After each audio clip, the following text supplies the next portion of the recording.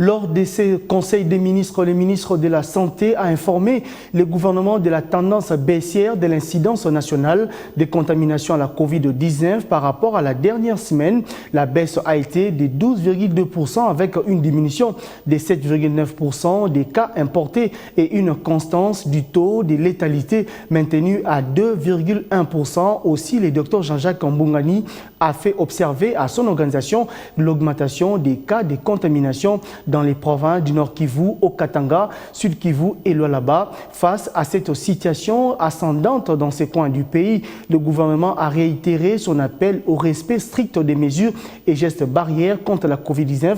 Le point, encore une fois, avec Patrick Mouyaya. Par rapport à la semaine dernière, une baisse de 12,2% a été enregistrée, avec une diminution de 7,9% des cas importés et une constance du taux de létalité maintenue à 2,1%. Cependant, il a été observé une augmentation des cas dans les provinces du Nord Kivu, dans le Haut-Katanga, le Sud Kivu et le Lualaba.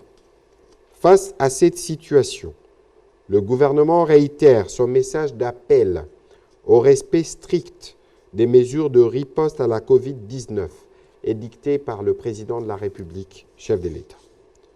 En ce qui concerne la vaccination, le ministre de la Santé publique, Hygiène et Prévention a rassuré les conseils de la poursuite des opérations sur 344 sites opérationnels à ce jour. Il a indiqué que 81 910 personnes ont été vaccinées, parmi lesquelles 4 260 ayant reçu leur deuxième dose. Ceci qui augure une bonne perspective d'amélioration et de l'acceptation future du vaccin par toute la population. Le processus d'allocation diversifié des vaccins à la République démocratique du Congo avance normalement et la première livraison de vaccins Pfizer interviendra, comme annoncé il y a quelques jours, dès la première quinzaine du mois d'août.